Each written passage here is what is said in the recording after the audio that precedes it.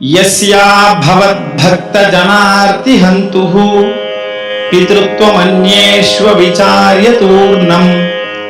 हमारे भारत देश की मूलभूत शक्ति उसकी युगों पुरानी संस्कृति, मूल्य और धर्म है, जिसका प्रतिनिधित्व वेद, शास्त्र, धर्म ग्रंथ और योग करते हैं। हमारी मौजूदा पीढ़ी को इसके बारे में ज्ञान होना, इनका अध्ययन करना और इन्हें अपनी जीवन शैली में शामिल करना महत्वपूर्ण है और ऐसा कर पाना बहुत मुश्किल है, और हम इसका अध्ययन आज आधुनिक शिक्षा के साथ करेंगे। जो सच्चा ब्राह्मण है, वेदों का अध्ययन करके उसके अर्थों का संपूर्ण ज्ञान होना चाहिए। उसका ये फायदा है कि उसका ये जो जन्म है वो पूरा सफल हो जाता है, ऐसा कथन है। अध्ययन नहीं करता है तो ब्राह्मण को दोष लगेगा, ये शास्त्र कहते हैं। प्रिय मित्रों, क्या आप जानते हैं कि ये नामुमकिन काम हम मुमकिन कर सकते हैं? अगर हाँ, तो हमारे साथ चलिए। तिरुवल्लुर, जो चेन्नई के पास है,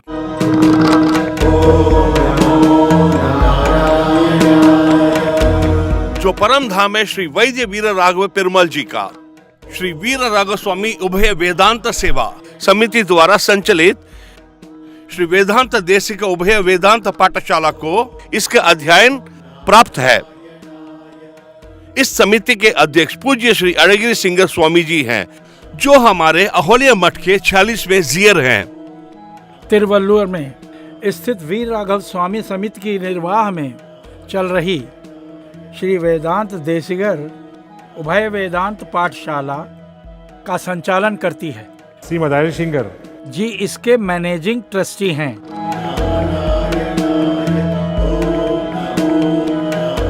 ये 1.6 एकड़ जमीन में फैला हुआ है, जिस पर 13,000 वर्ग फुट की इमारत बनी हुई है, जिसका निर्माण इस पाठशाला के मूल तत्वों को ध्यान में रखकर की गई है।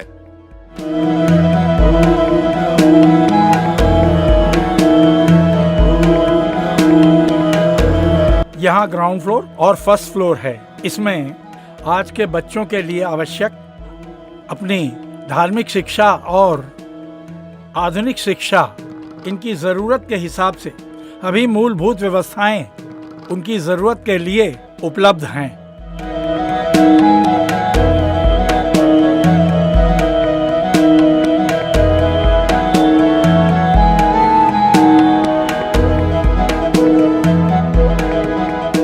श्री वेदांत उभय वेद पाठशाला में दाखिल होने के लिए सबसे जरूरी है वैष्णव होना।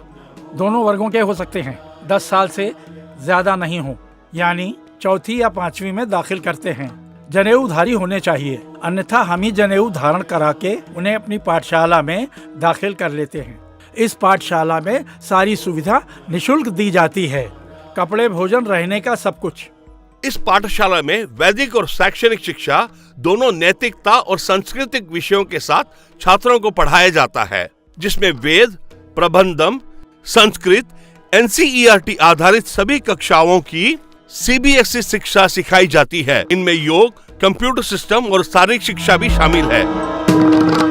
यहाँ अच्छी तरह से डिजाइन किए गए आवास गृह, पुस्तकालय, स्मार्ट क्लास, कंप्यूटर लैब भी बनाए गए हैं।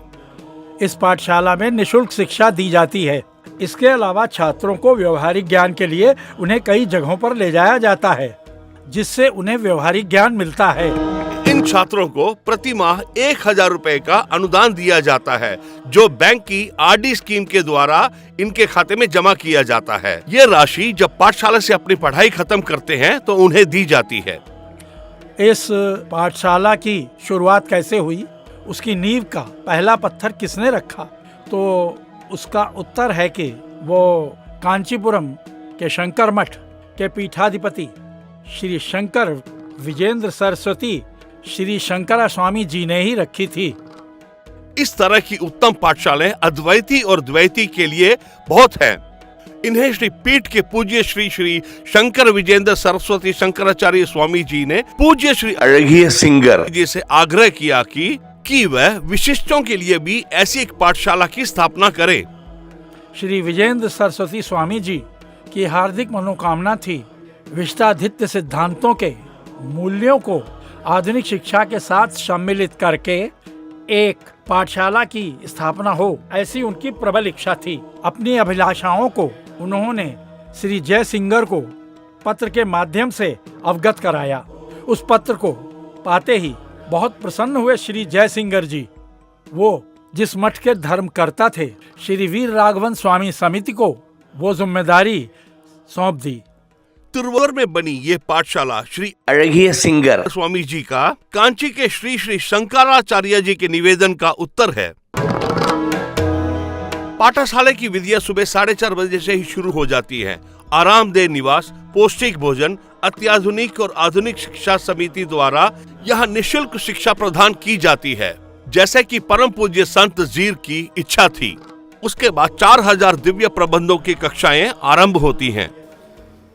मेलनान मुगन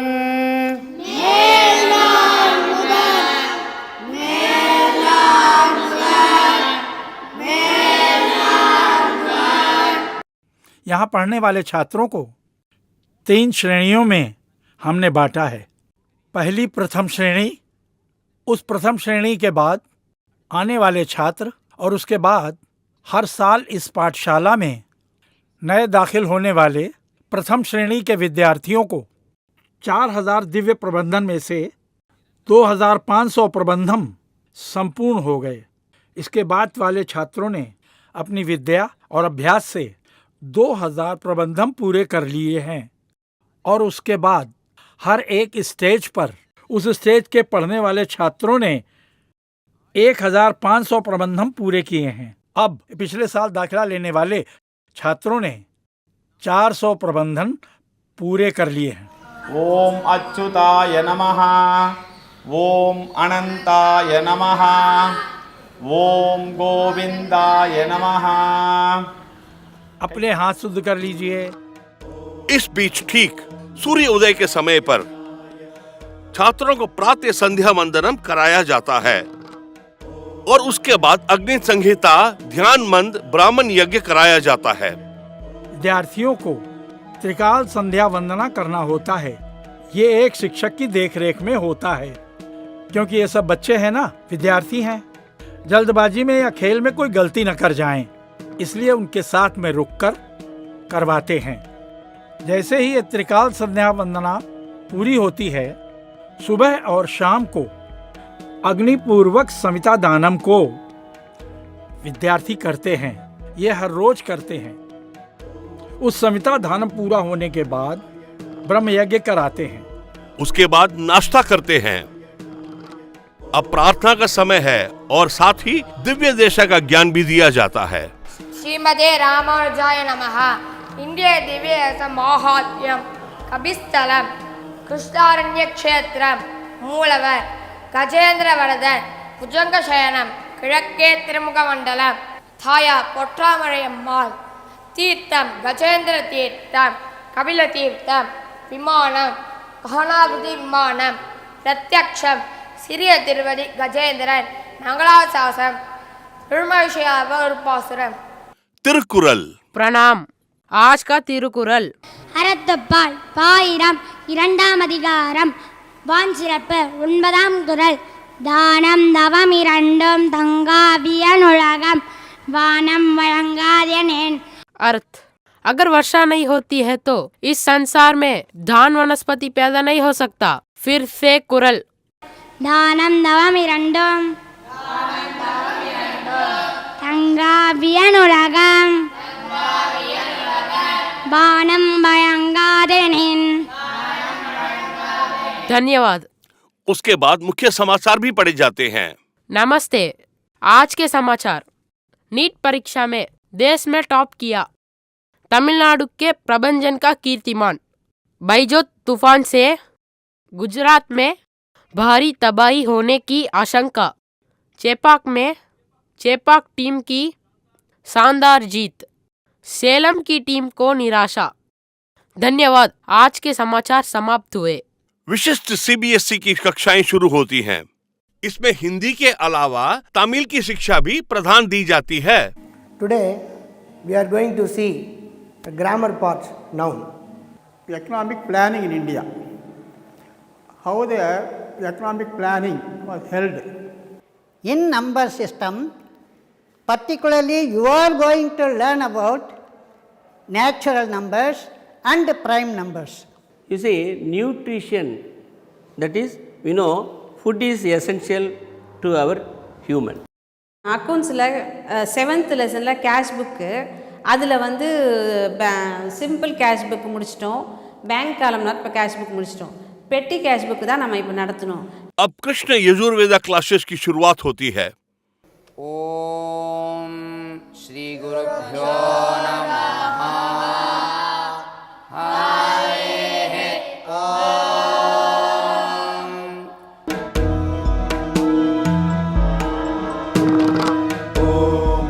उचित समय पर छात्रों से माध्य निगम की क्लासेस भी कराई जाती हैं।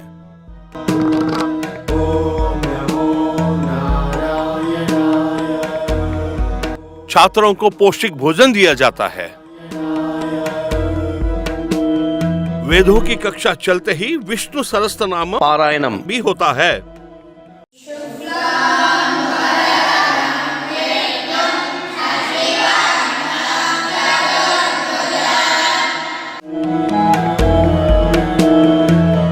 पीटी मास्टर आते हैं और छात्र अपनी मांसपेशियों को लचीला करते हैं, खेलों में भाग लेते हैं और योगा की क्लास भी करते हैं और इसके साथ संस्कृत क्लास भी ली जाती है।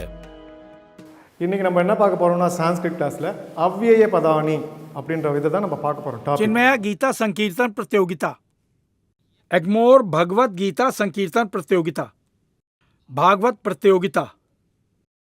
अहोबलम मठ ओरिएंटल स्कूल जो मामलम में स्थित है, सभी स्त्रोत पढ़ने की प्रतियोगिता में हमारे विद्यार्थियों ने भाग लेकर पुरस्कार भी जीते हैं। अब समय हो गया है सायंकाल संध्या वंदनम का और अग्नि समिता धानम का। वेद की कक्षाएं और समकृता की कक्षाएं भी ली जाती हैं। इसके बाद रात्रि का भोज। रात्रि भोज के बाद बच्चे अपना मनोरंजन करने के लिए शतरंज और कैरम जैसे खेल खेलते हैं। यहाँ एक व्यापक पुस्तकालय है जिसमें विश्व संगत और सार्वलौकिक किताबें पाठशाला में पढ़ने वाले छात्रों के लिए उपलब्ध हैं। छात्र रात को 9 बजे सो जाते हैं और सुबह 4 बजे उठ जाते हैं नए मूल्य और भरपूर ज्ञान अर्जित करने के लिए, जो उनकी प्राथमिकता है। मेरी रिस्पॉन्सिबिलिटी इसमें क्या है कि वो बच्चे अपनी पर्सनालिटी कैसे डेवलप करें और कैसे किसी से बातचीत करें, एक सेल्फ इमेज, एक सेल्फ रेस्पेक्ट, मैं इसे सिखाता हूँ। रोज सुबह मैं इसके लिए थोड़ा समय निकालकर उन्हें ये सिखाता हूँ।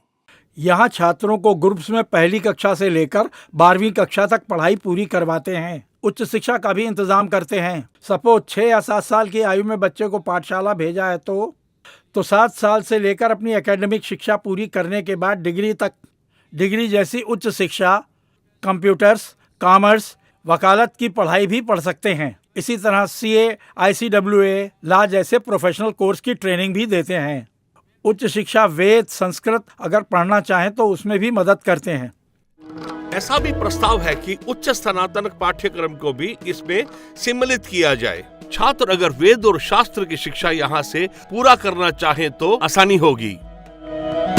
इस पाठशाला में पढ़ाने वाले शिक्षक अपनी पढ़ाई के क्षेत्र में अत्यधिक योग्य है।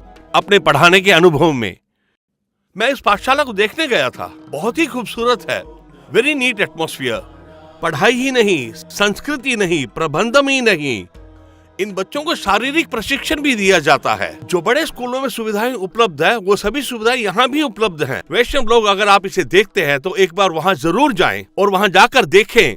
आप अपने बच्चों को ऐसा भविष्य दे सकते हैं, ऐसा एक बार जरूर सोचिए।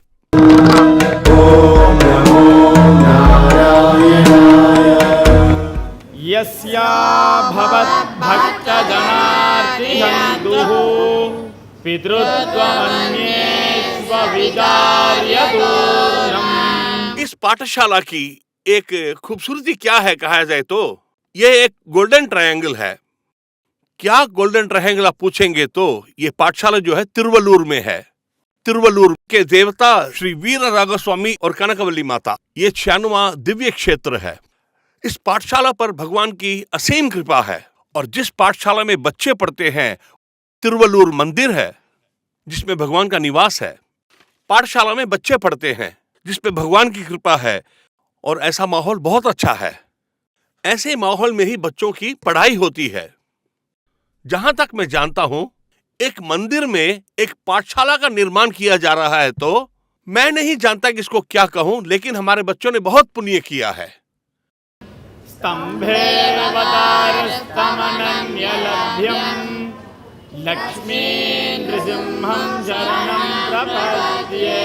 वेदो रक्षति रक्षितः। जो इंसान वेदों की रक्षा करता है वही वेद उसकी रक्षा भी करते हैं। जिसने अध्ययन किया है उसके लिए हमसे जो सहायता हो सकती है करनी चाहिए। उस वेद की हम अगर रक्षा करते हैं वो वेद भी हमारी रक्षा करेंगे, ऐसा शास्त्र कहते हैं। वर्तमान में यहाँ की पाठशाला में ऐसे 9 भाग्यवान छात्र हैं। यहाँ की मूलभूत व्यवस्था इतनी अच्छी है कि ऐसे 100 भाग्यवान छात्रों को यहाँ पढ़ाया जा सकता है। चलिए हम इसकी मूलभूत व्यवस्था का विवरण लेते हैं और इसके पहले माले को अच्छी तरह से देखते हैं।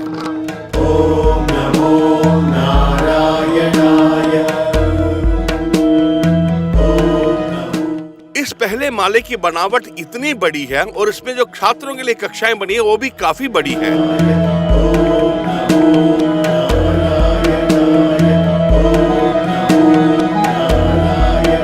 कंप्यूटर लैब, स्मार्ट क्लासेस, पुस्तकालय, रीडिंग रूम, आराम करने का कक्ष, indoor games room, yoga room, योग कक्ष,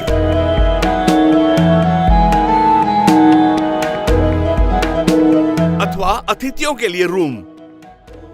परिसर के अंदर जो खाली मैदान है वहां पर खेलने की अत्याधिक सुविधाएं हैं। गौशाला जहां पर छात्र गौ पूजा करेंगे और गौ संरक्षण करेंगे। यहाँ पर ज्ञान के भगवान हरग्रीवर का मंदिर भी होगा और स्वामी वेदांत देशिगर का भी। बच्चों को यहाँ शास्त्रों के अनुसार भगवान की अर्चना कैसे की जाए, श्रृंगार कैसे किया जाए, वो सब सिखाने के लिए यहाँ पर हर प्रकार की सुविधा है। यहाँ पूरी तरह से आपके बच्चे आधुनिक शिक्षा को अच्छे माहौल में सीख सकेंगे। इससे ज्यादा और क्या चाहिए? जरा अच्छी तरह सोच कर देखिए, आप ही खुद फैसला करेंगे। मैंने अनुसंधान करके देखा कि इनकी जिंदगी का क्या भविष्य हो सकता है। मैंने पाया कि आध्यात्मिक क्षेत्र में काफी विकास भी हो सकता है और काफी संभावनाएं भी हैं। मैंने एक सूची तैयार की थी कि इन बच्चों के लिए मैं संस्कृत का अध्यापक बनकर आऊं। काफी संस्कृत विश्वविद्यालय भी हैं। भारतीय सरकार ने संस्कृत की पढ़ाई को बढ़ाने के लिए काफी अनुदान भी दिए हैं। हम यहाँ स्कॉलर्स बन के जा सकते हैं, रिसर्च स्कॉलर्स भी बन सकते हैं, वैदिक अध्ययन के स्कॉलर्स भी बन सकते हैं। यहाँ के बच्चे वैदिक अध्ययन के प्रोफेसर भी बन के जा सकते हैं। सिर्फ इतना ही नहीं, कितने मंदिर बन गए हैं और हर वर्ष कितने मंदिरों की स्थापना होती जा रही है। नए नए मंदिरों का निर्माण भी हो रहा है। सिर्फ भारत में ही नहीं, विदेशों में भी देखिए। अभी हाल ही में देखेंगे तो इन अरब देशों में भी मंदिर बनाए जा रहे हैं। मैं जब अमेरिका गया था तब वहां के मंदिरों को देखा और वहां के पुरोहितों को देखा तो वो सब बहुत खुश थे। वहां पर वो हमारे कलाचारों को वहां के लोगों को बता रहे थे। इतना ही नहीं, कंटेंट क्रिएशन भी है। संस्कृत, स्पिरिचुअल, ऐसे कई एपिसोड्स हैं इसके, जिसे मीडिया भी प्रसारित कर रहा है, जिसे कंटेंट क्रिएशन कहते हैं।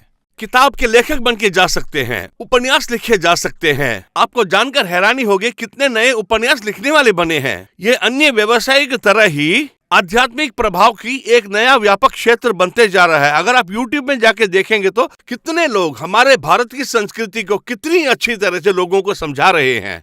इन बच्चों का इतना ही भविष्य उज्जवल रहेगा।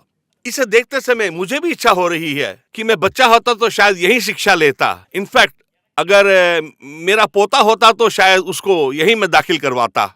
यहाँ का वातावरण इतना अच्छा है। अगर हम 10 रुपए का दान देते हैं तो वेद का अध्ययन करने वाला उसका क्या करेगा? जाकर कुछ सामान खरीद कर लाएगा, उसे लाकर उसका भोजन बनाकर खाएगा। खाने के बाद क्या करेगा? वेद ही बोलेगा। हमने जो दान दिया है वो उसके पेट में भोजन बनकर जाता है और वो हमारी 21 पीढ़ियों की रक्षा करता है। ऐसा शास्त्रों में लिखा है। दुनिया भर के आस्थावान लोगों से हम मिलकर 2 ही आग्रह करेंगे। पहला, अपने पुत्रों का दाखिला यहाँ कराएं। दूसरा, अपना आर्थिक सहयोग आप हमेशा हमें दें। यही 2 हमारे आग्रह हैं। दुनिया के सभी आस्थावान लोगों से हमारे 2 आग्रह हैं। एक, जो वैष्णव दंपति हैं और जिनके बेटे हुए हैं, उन्हें हमारे धार्मिक पाठशाला में दाखिल कराकर हमारे सहायता करें। और दूसरा, इस विचार में सहमति रखने वाले सभी लोग आगे आकर दैनिक प्रयोजन को सफलता बनाने के लिए उदारता में चंदा दें।